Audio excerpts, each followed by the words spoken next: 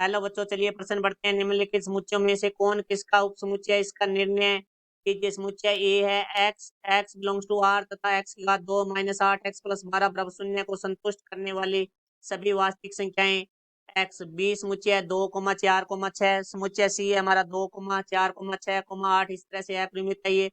समुच्चय डी है 6 अवयव है जिसमें एक ही मुख्य अवधारणा। तो देखो, सबसे पहले हम बात करते हैं उपसमुच्चय के बारे में कि उपसमुच्चय हमारा क्या होता है। जैसे हमारे पास दो समुच्चय है, एक समुच्चय ए और एक समुच्चय बी है। तो ए समुच्चय के सभी अवयव हमारे यदि बी समुच्चय में स्थित है तो ए समुच्चय वो हमारा बी समुच्चय का उपसमुच्चय कहलाता है और इस प्रतीक से दर्शाया जाता है। तो अब हम प्रश्न के बारे में बात करते हैं। तो प्रश्न में हमें दो ए समुच्चय दिया हुआ है, उसमें एक द्विघात समीकरण दी हुई है। तो सबसे पहले हम द्विघात समीकरण को हल करेंगे। तो एक्स की घात 2 माइनस 8 एक्स प्लस 12 बराबर है 0। तो इसको गुणनखंड विधि से हल करेंगे। तो एक्स की घात 2 minus 6 x minus 2 x plus 12 बराबर 0। तो प्रथम दो पदों से एक्स उभयनिष्ठ आ रहा है तो एक्स माइनस 6, फिर अंतिम दो पदों से माइनस 2 उभयनिष्ठ आ रहा है तो एक्स माइनस 6 बराबर है 0।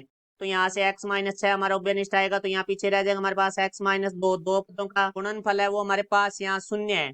तो अब दो पदों में से कम एक पद है वो हमारा 0 होता है। x माइनस 6 बराबर 0 या x माइनस 2 बराबर है 0।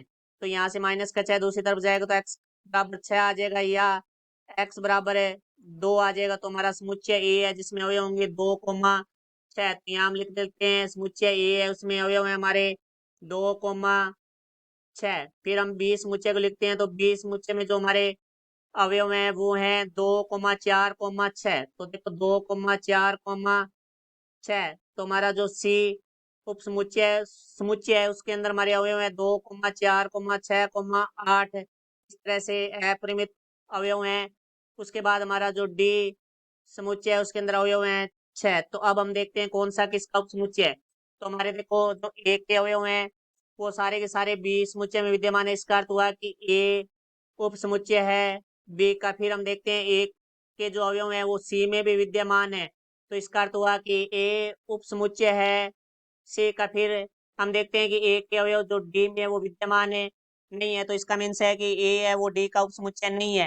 उसके बाद हम आते हैं बी पे। तो बी के सभी अवयव वो ए में हमारे विद्यमान नहीं है। इसका मीन्स बी है वो ए का उपसमुच्चय नहीं है। तो फिर हम देखते हैं बी के सभी अवयव हैं वो सी में हमारे विद्यमान है। इसका अर्थ हुआ कि बी उपसमुच्चय है सी का। फिर हम देखते हैं बी के जो सभी अवयव हैं वो डी में विद्यमान नहीं है। इसका अर्थ हुआ कि बी है वो डी का उपसमुच्चय नहीं है। अब आते हैं सी में।